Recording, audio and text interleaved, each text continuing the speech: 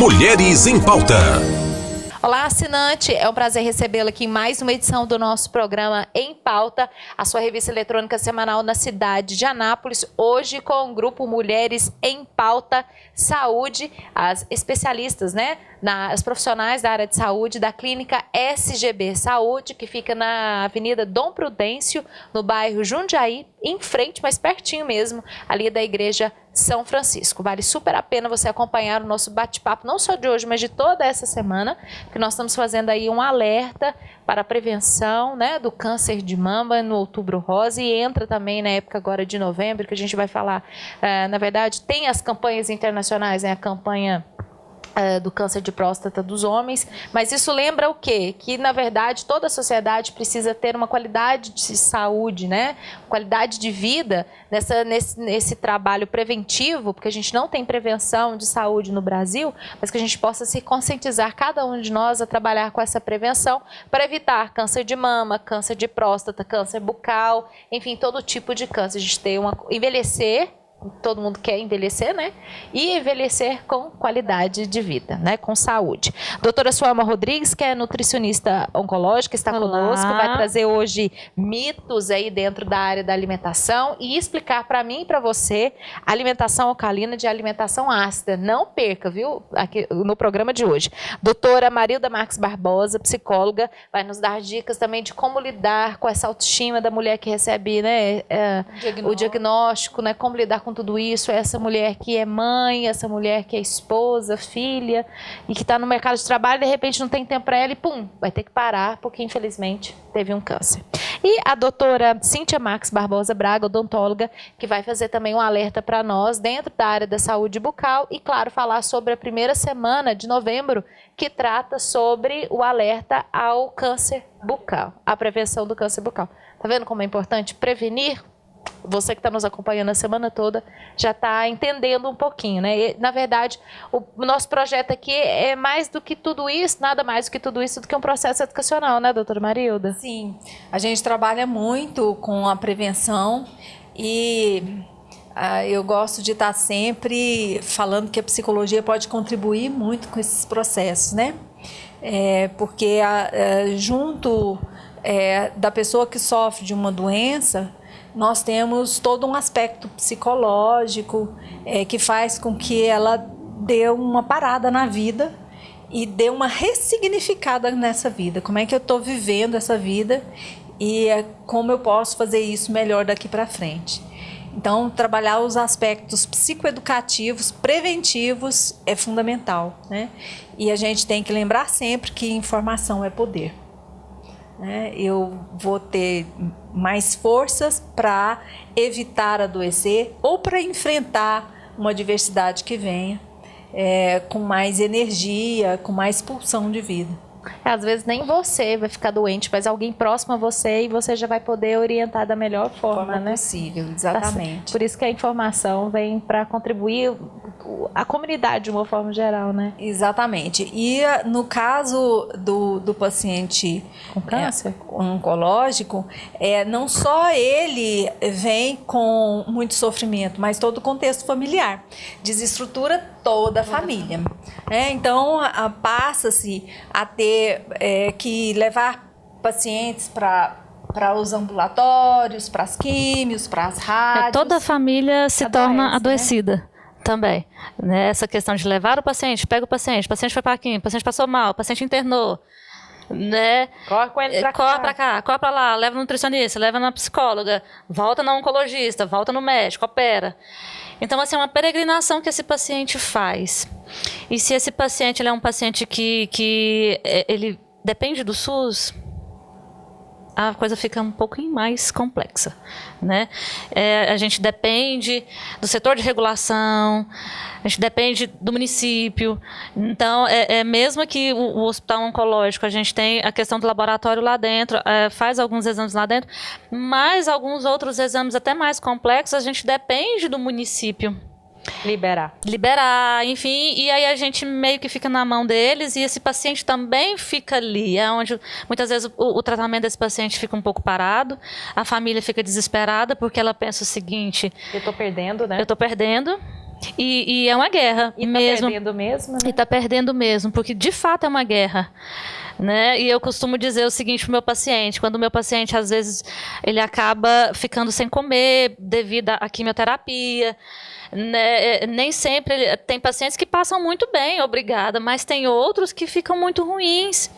E por mais que a gente faça as manobras, muitas vezes esse paciente não consegue responder da maneira correta. Então ele acaba perdendo peso de uma sessão para outra e deixa de fazer uma sessão. E aí o que eu digo pro meu paciente? Quando você deixa de fazer uma sessão, é um passo à frente da doença, né? Então, assim, a família fica numa situação de estresse e ansiedade e agonia mesmo. É o que eu vejo no olhar dos familiares, de agonia. E o paciente, muito mais. Porque ele vê que a saúde dele, que todo o tratamento dele depende de tanta coisa e que tudo não está ao alcance dele muitas vezes. A maioria não está no alcance dele. Né? Até a própria questão de se alimentar. Muitas vezes ele quer comer, ele não consegue comer. Não é porque ele não quer. Não é porque ele não quer, ele não consegue comer. A gente vê isso muito aqui no hospital, né? Câncer aqui de Anápolis, né? Tem um trabalho bacana, minha mãe fazia um trabalho junto com as voluntárias, né? Servia um café da manhã, né? E vem gente de tudo quanto é canto, né? E às vezes eles numa debilitação, assim, já emocional, da saúde e até financeira. E aí quando chegava para servir o café, a primeira coisa, né, achava que era pago, né? E não é, são os voluntários que organizam tudo para dar esse café. E aí ela às vezes só conseguia um chazinho. Isso. Porque às vezes queria até comer. Os olhos até aceitavam, mas o estômago não aceita. Vamos ressaltar o trabalho das voluntárias, é perfeito, é maravilhoso, né? Eu sempre que eu consigo encontrar as voluntárias por lá, eu agradeço a elas pelo trabalho que elas fazem lá. É muito bonito mesmo, muito bonito. Elas estão de parabéns. Eu acho que assim, é um ato de amor mesmo, um ato de humanidade. É muito bonito o que elas fazem. Muito bonito mesmo. É fácil mesmo. E aí, dentro lá do ambulatório de oncologia, e não somente do ambulatório de oncologia, mas dentro da nutrição em geral, seja na clínica, né, lá na SGB, a gente escuta muita coisa. Muito mais mitos e muito mais histórias do que de fato verdade. As fake news. Então, vamos orientar todo mundo agora. Então, assim, as fake news psíquicas. Isso. É o sistema de para tudo que é lado, ninguém aguenta mais. Então, assim, a gente se depara com cada coisa que as pessoas estão usando porque disseram que é bom, porque disseram que resolve, porque disseram que cura, porque disseram que previne, porque disseram, e as pessoas elas querem resultados rápidos. E aí agora vamos na parte de prevenção. A gente tem de tudo. Hoje, se você abrir a internet e digitar dieta, você vai ter tudo. Qualquer tipo. Qualquer tipo de nutricionista dieta. agora. Todo mundo é nutricionista, as blogueiras são muito melhores nutricionistas que, de fato, algumas nutricionistas. A gente, infelizmente, tem que ressaltar isso, né? E aí, o que acontece? Nem tudo que está lá tem fundamento. A gente tem muito mais promessa do que, de fato, resultado. O pessoal quer mágica, né? Mas as pessoas querem mágica. Então, se a pessoa precisa perder peso e ela vai no nutricionista, a gente prescreve uma dieta, né, dentro dos padrões para aquela pessoa. Porque não é a pessoa chegar na gente e a gente falar assim, vou fazer um jejum intermitente para vocês. Não é um plano alimentar. O plano alimentar, ele é individualizado, ele é para aquele paciente, visando aquele paciente. É por isso que a gente trabalha bastante essa questão da nutrição funcional, onde a gente vai pegar aquele paciente e esmiuçar aquele paciente. Eu tenho que atentar que aquele paciente, ele tem um psíquico, ele tem uma alma, ele tem problemas na vida dele. Ele não está ali na minha frente somente para perder um peso. Ele tem diversos problemas e mulher ainda, ela tem a questão da TPM, ela tem um intestino que não funciona, ela tem um filho que está dando trabalho, um marido que está dando trabalho. E ela traz tudo para a gente precisa ver tudo isso de maneira holística. Não só a questão do sobrepeso dela. Eu preciso ver as outras coisas. E muitas vezes ela chega para mim E aí ela tá tomando DEA, ela tá tomando complexo de vitamina B12, ela tá tomando biotina, ela tá tomando a vitamina C, que eu acho um disparate a gente viver num país com sol radiante, né, o tempo todo, e a gente ter que suplementar. Comprar comprimido para repor vitamina. Comprar comprimido, e as pessoas acham mais interessante comprar comprimido do que se expor ao sol nos horários corretos. Isso é importante, né, também. Né? Não dá o câncer de... Senão a gente dá o câncer de pele. Aí é outra pauta, né? Entendeu? Outra pauta. Então, e aí essa mulher, né, ela vem com tanta coisa, e aí ela tá usando óleo de coco, ela tá usando sal rosa do Himalaia, e ela tá fazendo uma low carb. Ela tá fazendo tudo isso. Era modinha do low carb, né? Entendeu? E ela tá fazendo tudo isso. E ela chega, ela fala assim, eu perdi 8 quilos nos primeiros 15 dias que eu fiz, depois eu não perdi mais nada. E eu tô usando isso, eu tô usando aquilo, eu tô ansiosa, eu tô aquilo, eu tô aquilo. A gente não sabe a fonte. Quando eu pergunto para ela, quando eu começo a perguntar, a fazer a anamnese, a gente começa a expor para ela que ela não precisava estar tomando a vitamina C, a vitamina D, perdão. A gente descobre que ela não precisaria estar tomando DEA. A gente descobre que a dieta low carb não é o perfil para ela. Não vai funcionar. Não vai funcionar. E a gente tem muito hoje a questão de que tudo que aparece na mídia, apareceu, né, nos programas aí, a gente traz para a vida da gente, tá certinho. Gente, eu lembro da febre do óleo de coco. Todo mundo procurava as cápsulas de óleo de coco. Chegava um tempo assim que nenhuma farmácia em Anápolis tinha mais o óleo de coco. Por quê? Porque fulana estava tomando e todo mundo geralmente é uma blogueira, estava tomando e para ela foi bom.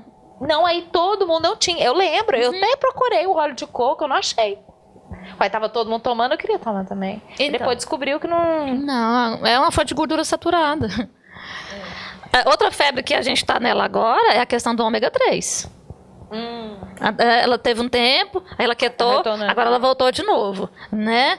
Se você não tiver um ômega 3 de qualidade, uma alimentação saudável por trás e a prática de atividade física, você tem uma bomba e a curto prazo, porque você vai aumentar os seus níveis de colesterol, com risco de desenvolver mesmo doenças cardiovasculares.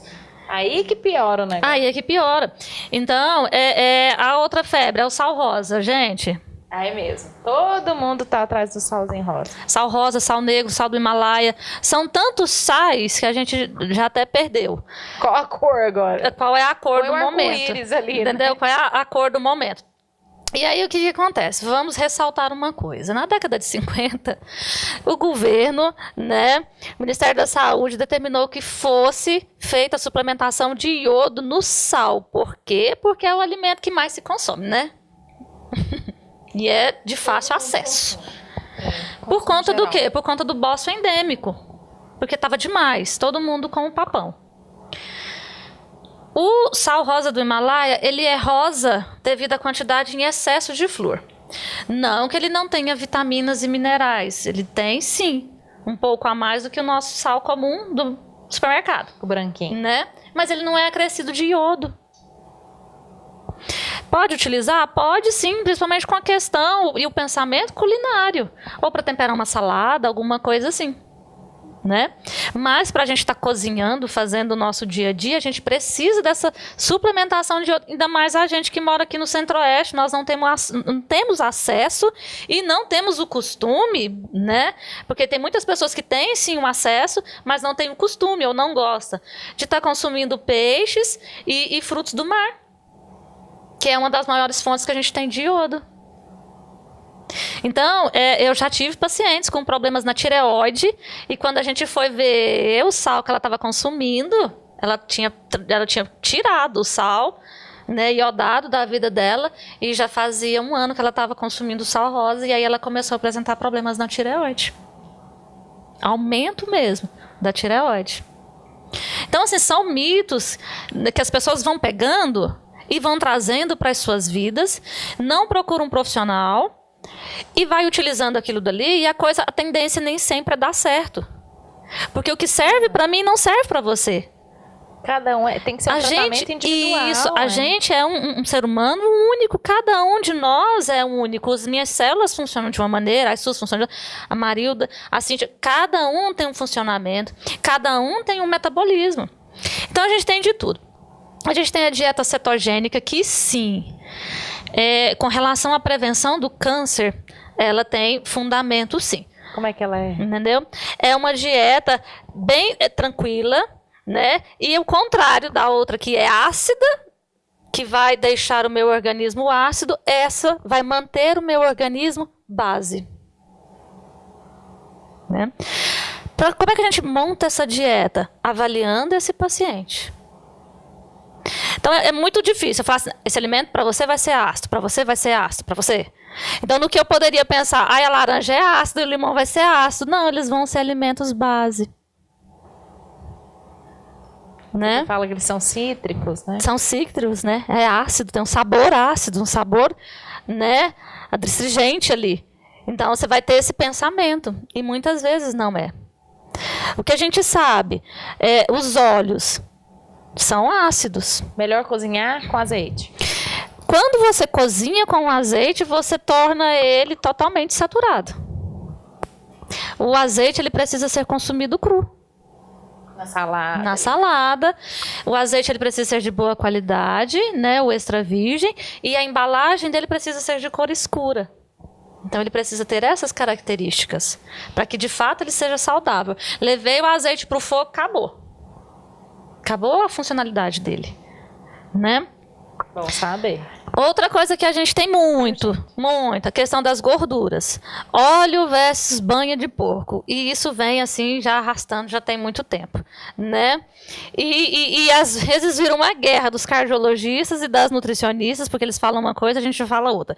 Vamos ao bom senso. Você precisa usar tudo em pequena quantidade. Tá certo, a gordura de porco, ela de fato é saudável. Por quê? Porque ela não vai ter aditivos químicos. Mas a gente precisa atentar para uma coisa. A gente retira a gordura do porco pelo fogo. Então deixa ali, né? Fritando, para que se saia a gordura, né, daquilo dali. E aí o que acontece? Se chegou a ponto de fumaça, aquela gordura perdeu a validade. Sério? Ela automaticamente saturou a tal ponto que não tem serventia. Aí as pessoas acham que é gordura de porco, é saudável, vamos comer. Faz atividade física e vamos comer gordura de porco. Aí você está consumindo uma gordura que está saturada porque ela foi a ponto de fumaça, porque quanto mais ela fica no fogo, mais óleo você vai ter.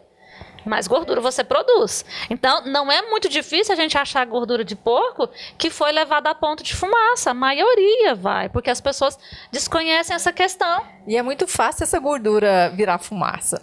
Muito fácil ela virar fumaça. No torresminho eu já sei disso. É muito fácil. Então, a gente consome gordura saturada achando que está consumindo gordura saudável. Então, precisa ficar atento com isso. Gente. O óleo de cozinha, né? Tem uma série de produtos, ele é refinado, ele é extraído da soja, enfim, vai ter conservante? Vai sim. Ele é fotossensível, vem na embalagem clarinha, transparente. E agora, qual que a gente usa então, doutor? O bom senso, o mínimo. Fazer a sua própria gordura em casa é bacana? Sim, eu oriento. Você fazer em casa e tomar cuidado com essa questão do ponto de fumaça. Porque se você não chegou no ponto de fumaça, sua gordura está uma gordura saudável. E precisamos dela para energia, né? Isso, né? Mas se você já come a gordura de porco e sente que ficou mais pesado, sente que sua digestão ficou, né, lenta, e você automaticamente se sente bem com o óleo de soja, consuma em pequena quantidade. Então a gente precisa usar essa questão do bom senso, porque tanto o saudável pode se tornar um perigo, e quanto o que não é tão saudável pode se tornar benéfico em certos casos. Né? E aqui vale salientar a necessidade da gente estar em sintonia com esse nosso corpo.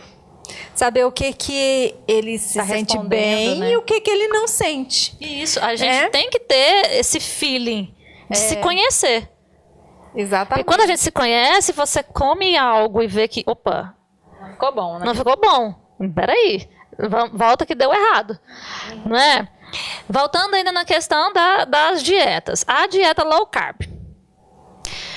Eu tive pacientes diabéticos fazendo dieta low carb que eles estavam só tomando comprimido, insulino, não eram insulino dependentes. E com a questão da dieta low carb, eles automaticamente se tornaram insulino dependentes. Tem pacientes que vão conseguir tolerar, outros já não vão conseguir. Porque nessa questão do low carb, você pode fazer um estresse para o seu pâncreas e você está piorando a sua situação, do mesmo jeito que o jejum intermitente. Então, quando a gente fala que a gente precisa usar o bom senso e o plano alimentar ele é individualizado, a gente não está brincando, a gente está, de fato, querendo dizer para aquele paciente o seguinte: esquece as coisas da moda, esquece o que está na mídia. O que funcionou para eles é uma coisa, para você é outra realidade. Porque aquela pessoa da mídia, ela tem, para começo de conversa, empresas por trás. Estão patrocinando a pessoa, né? Estão. Então elas têm um ritmo de vida que não compete com o meu. O meu estilo de vida é outro, meu ritmo de vida é outro. Como é que eu pego algo que alguém fez, que deu certo para ela, e trago para mim e quero que dê certo para mim, que vivo totalmente diferente. E dentro disso a gente vai vendo cada vez mais. E o que eu... As mais alienadas. Mais alienadas. As mulheres, porque é o público... assim, 90% mesmo. As mulheres correndo atrás de milagres, porque elas querem fazer o jejum intermitente, a low carb, tudo junto. Elas querem low carb, o jejum intermitente e ainda tomam sibutramina, que elas conseguem no mercado negro. E agora vai intensificar mais, é porque estamos chegando no verão. Está chegando o verão, essa é a pior época. Porque aí já vem as festas de fim de ano, as confraternizações. Isso. E tem que estar top das galáxias. Tem que estar em janeiro. E aí, essas mulheres são mulheres que ganham peso, perdem. É sanfona. Ganha, perde. Ganha, perde. Essas mulheres têm um metabolismo totalmente revirado. As células não sabem em que ramo que elas vão, né? Como é que vai? Um dia está subindo, outro dia está descendo. Um dia está subindo, outro dia está descendo. São mulheres extremamente ansiosas. Muitas mulheres estão com sobrepeso. Fator principal: Ansiedade. ansiedade. Gente, o papo tá bom, não é? Continua amanhã. A doutora Suelma continua com essas dicas. A gente vem com a doutora Marilda falando sobre a autoestima, e doutora Cíntia arremata conosco falando sobre essa semana agora de novembro na conscientização contra o câncer bucal. Tá top demais. Então, beijo pra você e até amanhã. Canal 14 NET. Apoio Cultural.